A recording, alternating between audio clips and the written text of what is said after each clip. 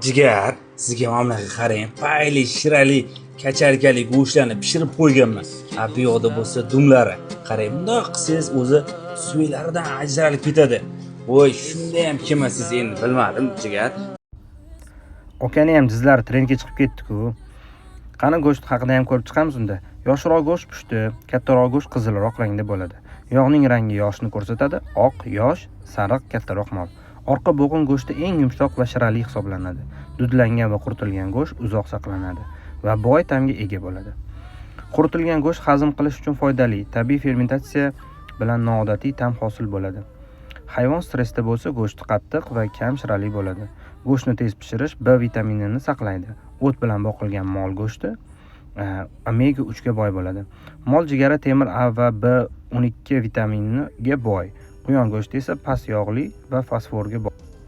Baliq va tovuq go'shti omega 3 manbai, miya faoliyatini yaxshilaydi. Go'sht minglab yillar davomida chorvachilik va ovchilikning rivojiga muhim rol qo'shgan. Podpiska bo'lishni va like bosishni unutmang. Go'sht yaxshi ko'radigan o'rtog'ingizga tashlab qo'yinglar.